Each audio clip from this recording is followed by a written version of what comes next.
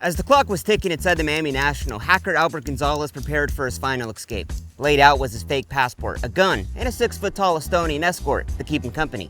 But it wasn't the Russians chasing after him this time.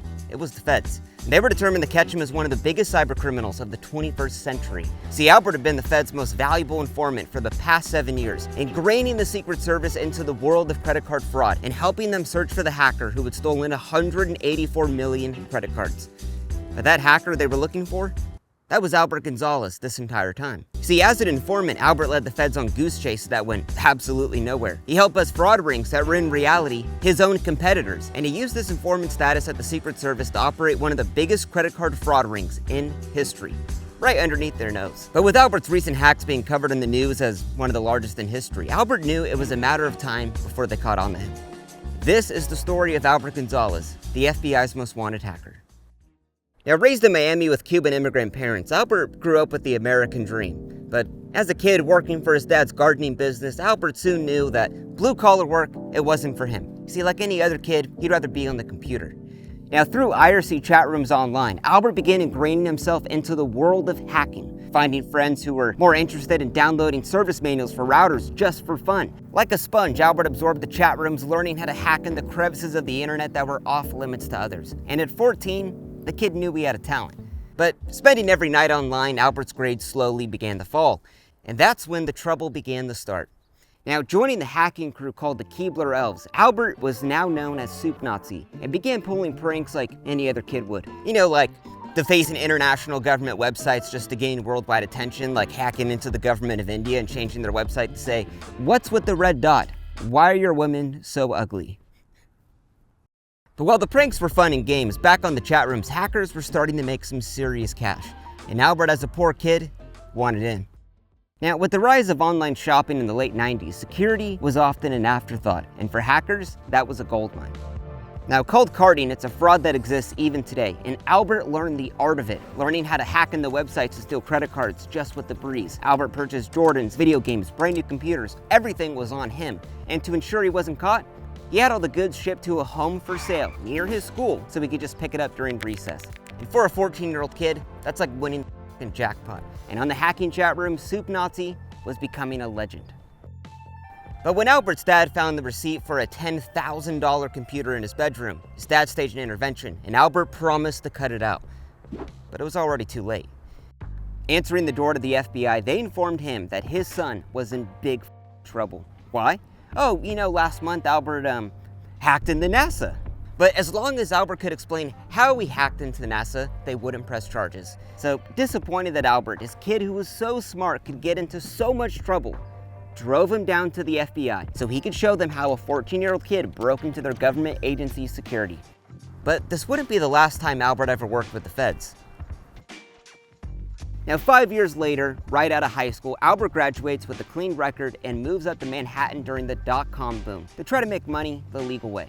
Now, startups flush with cash, Albert was beginning to make 6 figures right out of high school, and his parents were proud. I mean, the kid had seriously turned his life around. Like musical chairs, Albert went to the next company who could pay him even more. He began partying at the hippest bars in the city, railing lines all around town. Albert was large and in charge.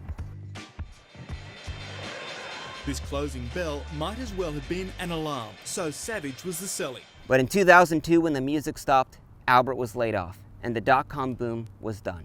And even worse, Albert had nothing saved. He had blown all of his money on drugs and partying. So broke, desperate, and refusing to disappoint his parents by moving back home, Albert crawled back into the only way he knew to make easy money: the hacking forums. Now, after a 3-year hiatus, hackers were so stoked to see Soup Nazi back online, because in the world of carding, hackers were making serious bank, and Albert had come back at the perfect time. Now, called shadowcrew.com, it was a new invite-only forum for vetted carders and hackers. Like the mob, you had to know somebody to get in. And Albert, he was in. Now, on Shadow Crew, Russian hackers sold databases of stolen credit cards by the thousands. Craftsmen from Ukraine sold fake passports that could pass an immigration check. And Chinese vendors sold credit card cloning equipment for the newest fraud. Mind you, this is like 10 years before the dark web, so this was insane at the time. Now, unlike the old hacking IRC chats that were strictly anonymous, reputation mattered here. Vendors had reviews, feds were ratted out, and users had been vetted. And for the who's who in the hacking world, shadowcrew.com was the place to be at. And Albert was in heaven. But oh boy, the kid had so much to learn. You see, the carding that Albert knew, using stolen credit cards to buy something online, have it sent to a drop point, and then sell it on eBay, that was all old news. Buddy, go card okay? Because hackers had figured out how to clone stolen credit cards so they could take the cloned card to the ATM and withdraw thousands in cash within seconds. And the way it worked was truly genius. Now, a credit card's broken into 2 data tracks. Track 1 is for the information you can see on the credit card. That's like the number, the expiration date. That's the carding that Albert knew. But to clone a card, you need the data you can't see, which is track 2. And recently, hackers had figured out how to clone track 2 data. And with the clone card, you could take that to an ATM and withdraw cash on a stolen debit card or do a cash advance on a credit card within seconds. And this meant hackers were making thousands of dollars a day in cash. And with all the guides and equipment sold to do this on Shadow Crew, Albert got a cloner, blank cards, and a database of stolen numbers that got right to work. Within months, Albert was making thousands of dollars cloning cards all across Manhattan. Soup Nazi, fueled by his endless lines of blow, shares all of his carding tips online. He writes startup guides for newbies, and he gains credibility and moves up to the most respected position on Shadow Crew, moderator. But moderator wasn't all that Soup Nazi cracked it up to be. Now, chowing down on donuts at midnight, NYPD watches an attractive woman working an ATM for over an hour and a half, inserting card after card, fistfuls of cash were being shoved into her purse. Suspicious, they bring her downtown and find, sadly, it's not even a woman. It's actually a man in a wig and dress with a half-grown beard, 30 credit cards, $15K in cash, and 1 ID for Albert Gonzalez. But with Albert refusing to talk, they get warrants at hand, search his apartment, and oh boy, they find a treasure trove. They find hard drives filled with thousands of stolen credit card numbers, dozens of computers, card cloners, yay up the yin-yang. But with Albert refusing to confess about anything he had done, and it clearly looking like some kind of fraud, they call in Agent Ward from the Secret Service to find out. Now, why the Secret Service, you might ask? Well, not only do they protect the president, but they also protect the money system in the United States, so a fraud like this, right up their alley. But Agent Ward hadn't seen a fraud like this ever. The cloned credit cards, the hard drives full of stolen numbers, men in dresses, none of it made sense. So Agent Ward presents Albert with 2 ways this whole thing can go. If he wants to stay silent, that would cost him 20 years in prison, just for the drugs at his apartment. But if Albert talked about what he was doing, perhaps a better arrangement could be made. For 7 hours, Albert spills his guts about the world of carding. He talks about an elite forum that brought together the best hackers in the world, shadowcrew.com. There you could purchase credit cards that were taken from skimmers at gas stations or hackers who had stolen them. Carders in the forum cloned stolen cards to cash out of ATMs. And to keep all of the feds out, you had to be vetted to get in. And Albert? Oh yeah, the guy was a moderator. So with the top user in their custody, and how hard it was to get even into the site, Agent Ward tells Albert if he wants to turn informant and bring down Shadow Crew, he'll drop the charges. Albert was either way, so he takes the deal. But what he didn't realize was that it was not a guarantee. So called Operation Firewall, they were going to take down shadowcrew.com, and Albert was their inside man. Leasing a warehouse out of New Jersey so the IP address could not be tracked back to the feds, Albert began inviting dozens of undercovers into the site who he had help make non-Fed-like usernames like Iceman and Coca-Cola. And hooked up to the TV, Albert's computer taught agents all about the lingo and the basic frauds on the site. And within weeks, agents were doing their own undercover buys of stolen credit cards, fake driver's license, and they were amazed at the quality these vendors were providing. Now, while informants are generally held at a distance, the agents began to really like Albert. Calling him by his online handle Soup Nazi, they began playing basketball on breaks, had inside jokes, and even helped him sober up and clean up his act. And Albert finds a real thrill in playing for both sides of the team. But after months of a smooth infiltration and controlled buys, Operation Firewall had one huge problem. They couldn't indict anyone. You see, Shadow Crew members really cared about their privacy, and that meant they used proxies and VPNs to hide their location.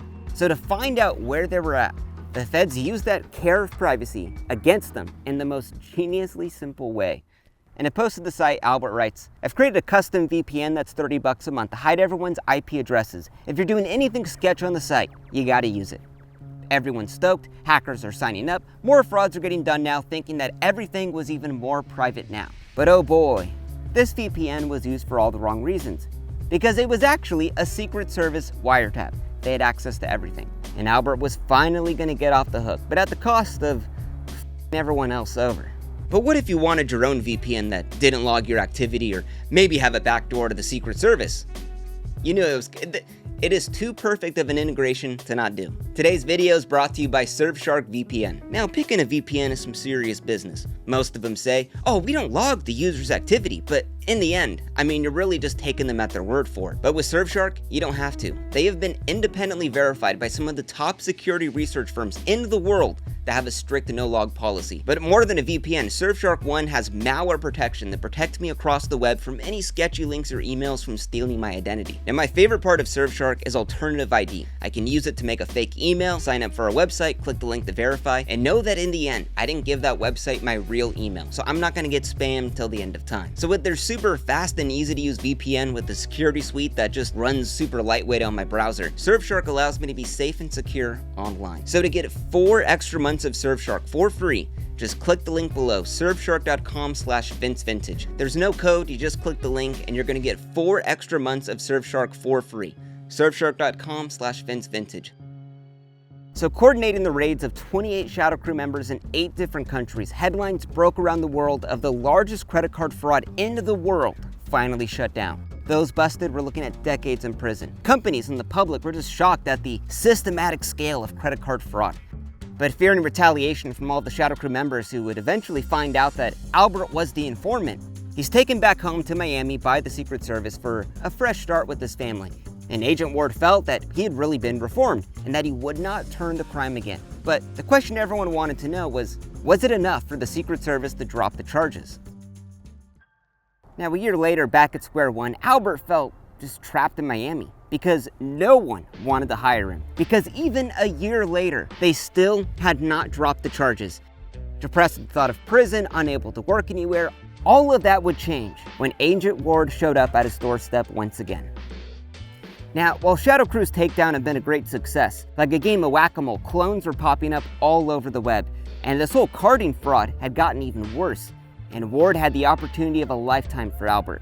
He could become a paid informant for the Secret Service. He'd make 70 grand a year, he'd get an office, it sounds great. And oh yeah, don't worry, we're still working to drop the charges. But Albert just wanted to move on and get a real job, but in the end, he didn't really have a choice. So in golden handcuffs, Albert turns informant once again. Now, the world of carding was moving fast. Skimming techniques got even more refined. Hackers developed exploits to steal databases never seen before. And gone were the days of small-time hackers trying to make a few bucks. Cashers had managers, hackers had liaisons. And carding empires began to resemble like corporate structures with the revenue of it as well. And Albert grew so jealous of them. Now, while setting up sting operations on hacking forums, while it sounds exciting to us, it became really a grind for Albert. I mean, he began to vicariously live through all of these hackers that he was setting up, knowing that if he was involved in the game again, oh, he would use his insider knowledge to make himself millions of dollars. So after months in a dead-end job, with the threat of prison just held over his head, Albert came to the conclusion, well, if he was going to be considered a criminal by not having these charges dropped, why not just be a criminal? Now, in the 2000s, companies were installing Wi-Fi at breakneck speeds. Sensitive corporate data didn't go through wires anymore. Hell no, floated through the air. With Wi-Fi networks out in the open, public, often without a password, Albert knew this was his time to strike. Because the new meta of carding was war driving. We are war driving. It's a computer term for driving around with a laptop, tapping into unsecured wireless networks. Hackers would drive around with an 8-foot-tall antenna to search for vulnerable corporate Wi-Fi networks to hack into. And well, today it seems obvious that maybe have a password on your network. Back then, no one truly cared. Within minutes of war driving, you could have access to the entire network at the company, stealing every little thing being done on the network. Millions of dollars were on the table with war driving, and for Albert, this was it. But as an informant, it could not be Albert war driving, because going to prison as an informant, yeah, that's how you die. But the risk was worth the reward. Although Albert couldn't do it alone, so he goes to the best hackers he knows in the game for the plan of a lifetime. Stephen Watt, aka Unix Terrorist. A top programmer at Goldman Sachs, he was a 7-foot-tall amateur bodybuilder, a self-described world's fastest typer on sub-anesthetic doses of Special K. Jonathan James. At 16 years old, Jonathan hacked into the International Space Station, served a 6-month sentence, and became the youngest hacker ever put behind bars, which would traumatize him permanently, but at the end of this video, his story actually ends up being kind of tragic. Christopher Scott, known as UT, untouchable. An expert hacker who loved loose women and diamond chains. He flunked out of high school after writing a virus that destroyed his entire school's network. Then we have Patrick Toey. Honestly, there's nothing really cool about the guy. He was just Albert's yes man and did all of his dirty work. And Albert called it Operation Get Rich or Die Trying. They were going to try to pull off what would become the biggest hack in history. During the day, Albert would work informant. During the night, he would help them hack into the infrastructure of all of these networks. What could go wrong? And now we're driving the freeways of Miami. UT and Jonathan Jane with their makeshift Wi-Fi rig searched for one thing: unsecured corporate Wi-Fi networks. And after days of searching, they finally discovered that TJ Maxx, where it's never the same selection twice, had just gotten Wi-Fi, and better yet, it was unsecured. Now, from the comfort of their car, they hacked inside TJ Maxx and within minutes began stealing every credit card used in that store in real time. Now, the plan would go like this. Jonathan and UT would steal that Track2 data, Albert would create a clone of the card, and he would send it off to Patrick to go use at ATMs all across the country, doing what Albert did in Address basically years ago. And bam, they were making a ton of money.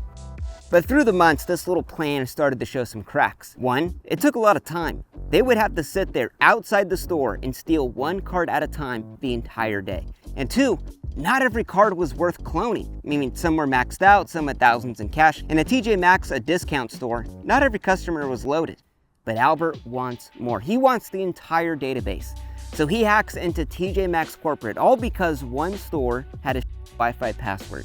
And after days of searching through and through, he finds the motherlode. The database of 40 million credit cards used at TJ Maxx all across the United States, worth millions on the black market. Albert could retire on an island by just selling that database alone. Although one problem, it was all encrypted.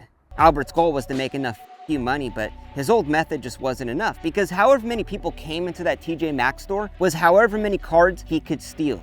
Albert needed to expand, but hiring more hackers would risk the enterprise. So Albert takes the crew out on the town to brainstorm a better way. Now at Miami's biggest rave, filled with candy bracelets and ecstasy tablets, renting a suite above the rave, Albert had taken his crew out for a little retreat. Trays of K, trays of C, tabs of E. They started feeling their hair and expressing their deep love for one another and brainstorming how to hack TJ Maxx. Chowing down his jaws with dilated pupils, Albert turns to the room to explain an epiphany he just had. And it wasn't the kind that you regret the next day when you're coming down. Mind you, this actually happened. Now, with access into TJ Maxx corporate network, theoretically they had access to all of the stores. Now, Albert had discovered that when a credit card is swiped, it's unencrypted. That's how they could steal it. But when the credit card number was stored on the servers, that's when it was encrypted, and that was the database they had found. So what if instead of someone physically sniffing the network outside the store, they could write some kind of program to virtually sniff the network at every TJ Maxx in the country, stealing credit cards not at one store, but thousands in real time? The plan was genius. But the only dude who could write this program, Steven, was in the midst of a K-hole. But with his body fried, his brain was intact. And he tells Albert to grab a computer and type out what he says. Line by line, Steven is programming in C perfectly. Through his words, the syntax is on point. The understanding of lower level abstraction is flawless. And to everyone's surprise, it compiles perfectly. Stephen Watt was up on horse tranquilizer and wrote a tool that they would use to take down 200 of the largest companies in the United States, and its name was Blah Blah. Now, getting home from the hangover that month, Stephen refined Blah Blah even further. He made it erase its tracks to keep it even more stealthy. He tested it against 20 different antivirus softwares to make it undetectable, and he set up Latvian servers to have it connect to. Now, the way it worked, it was almost like so simple it was genius. Now, using a secret VPN they installed at TJ Maxx corporate, they could go inside the network without raising alarms. Blah Blah would get installed at every TJ Maxx store, and it would sniff that own network, stealing the unencrypted debit cards and credit cards in real time.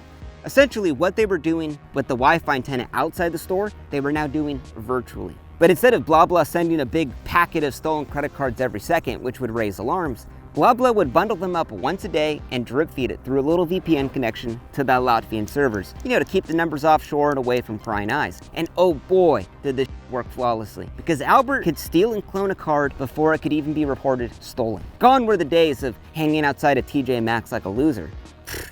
Soon they installed Blah Blah at Office Max, DSW, retailers all across the country. And within a year, they had 45.6 million stolen credit cards on that Latvian server. But to clone them all, Albert needed help, and he went to the only guy that he knew how.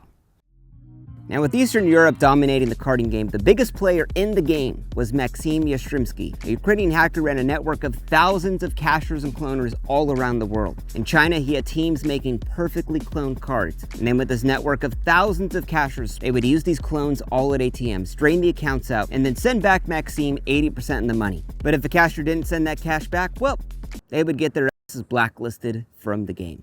Essentially doing what Albert was doing, but on an international corporate scale. But recently, Maxim had been running into problems with the stolen cards he bought, after cloning the cards in China, shipping it out to Nigeria, only to find out the card was canceled. It was causing Maxim a hell of a lot in cash. If Maxim could clone a card right after it was stolen, he'd be killing it. Now, getting friendly on the Russian carding forums, Albert and Maxim find out that they both had what the other one wanted. Maxim had the network, Albert had the numbers. But Albert knew how dangerous carding was, so by having thousands of trained cashers potentially do this dirty work all around the world, it was perfect. And for Maxim, he could have millions of stolen credit cards guaranteed the work. So over a virtual handshake, they partner up, and within months, the two are making an absolute killing. Albert was getting $250,000 in cash shipped to his condo monthly. Maxim was traveling all around the world in 5-star hotels, first-class flights, running his network of thousands of cashers like a seasoned CEO. What could go wrong? Largest data breach in U.S. history is getting even larger tonight. Now, in 2007, the FBI discovered that TJ Maxx had just been the source of the single biggest credit card data breach in history. Over the course of a year, millions of cards were stolen. Turns out the biggest security breach in history was as easy as a hacker sitting outside a Marshall's near St. Paul, Minnesota, and pointing a telescope-shaped antenna toward the store to capture the wireless transactions going on inside. Although the feds had no idea who was behind it. But luckily for Albert, he had stopped hacking TJ Maxx months ago. See, he noticed the cybersecurity firm General Dynamics trying to hack Albert from inside TJ Maxx, and that's when he knew it was time to leave. And he said, quote, "After those said General Dynamics almost owned me with the 0 day while I was owning TJ Maxx, I don't want to risk anything." Losing $42 million in shareholder value, TJ Maxx couldn't even state how much or even what was even stolen since blah blah deleted its traces. All that they knew is it was millions of credit cards stolen, and all Albert knew, he had gotten away with it. But Albert was still an informant for the Secret Service. He was leading the feds on goose chases that went absolutely nowhere. He was setting up sting operations for rival carders who competed with this business. Albert had created a black market monopoly for himself, and oh boy, was it damn profitable. But with the stress of this TJ Maxx hack going public, Albert began showing up late, half awake on the job, and gets fired from the Secret Service for a lack of performance. Because even now, years later, Agent Ward really felt that his old friend Soup Nazi, his heart wasn't in it anymore. But as a token of gratitude, he finally got Albert's charges dropped. Albert could lead the carding game, he could get a real job, he could move on and clean up his act. But Albert was at the top of his game, making $500,000 a week. It was intoxicating. Because whether hubris or greed, it was too early to leave yet. So Albert goes even harder. Now back at home, Maxim was demanding more cards. But with TJ Maxx being a no-go, Albert called in another brainstorm to figure out the next move. So after brainstorm sesh filled with the lines, powders, and blow, he thought, what does every store have? A credit card terminal. So why not hack the company that makes those? He could access the credit cards of thousands of stores at the risk of only hacking one. It was genius.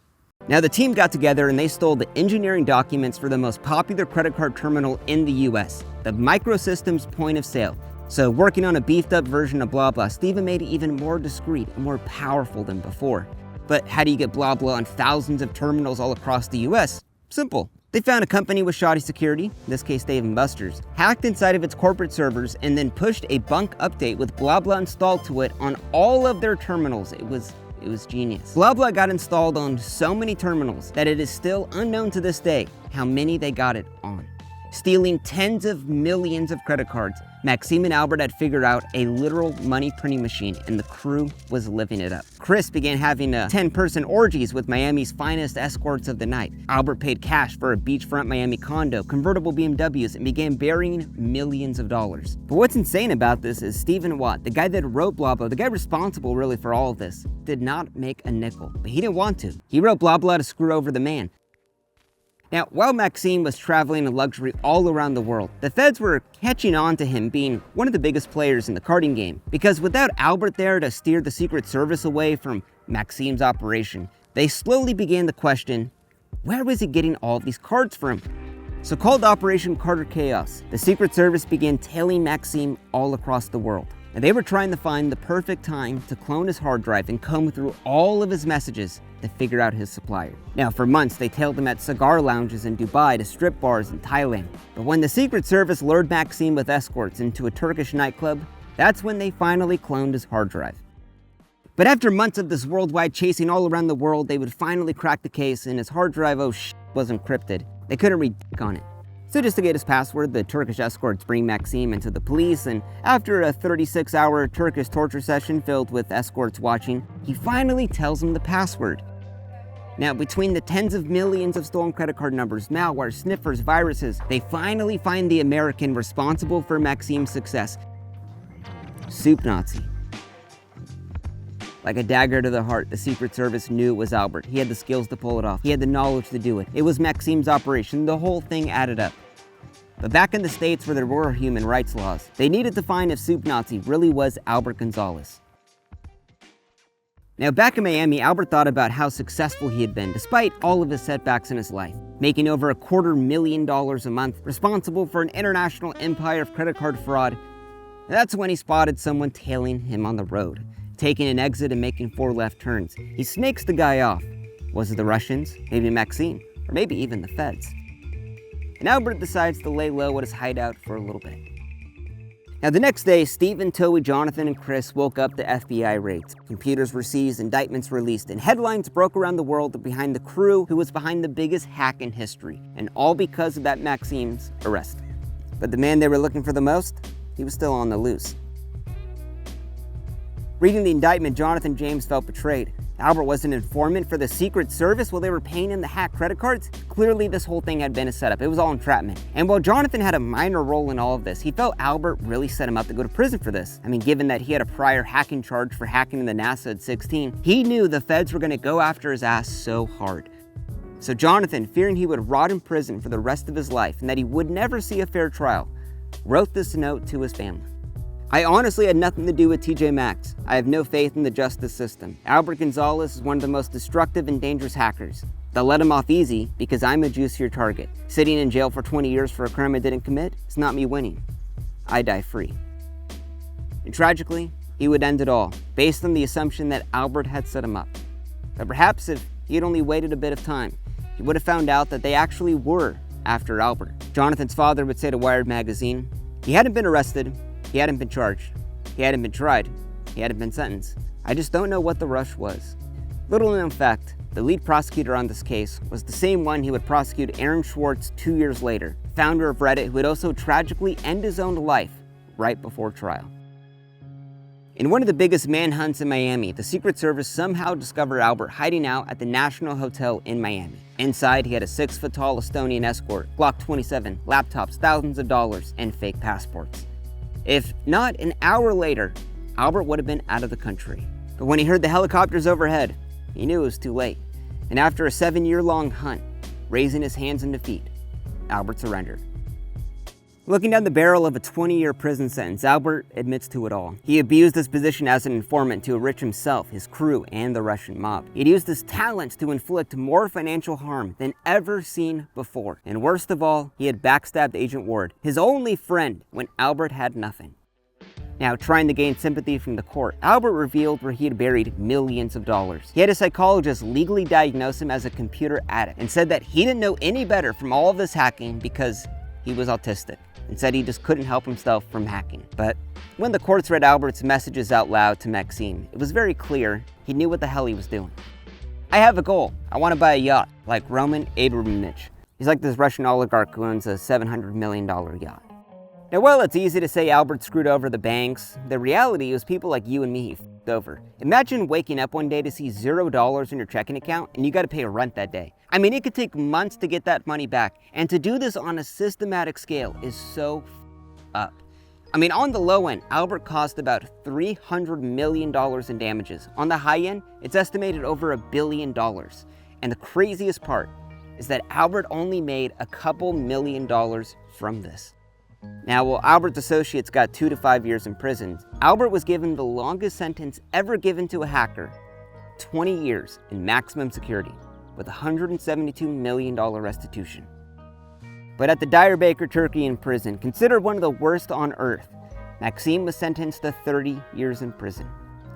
Now, last year, Albert was released, although it is unknown where he's at today. And while companies love to blame us for credit card fraud, just remember, all of these credit cards were stolen not because their PIN number wasn't covered, but because the companies didn't secure it.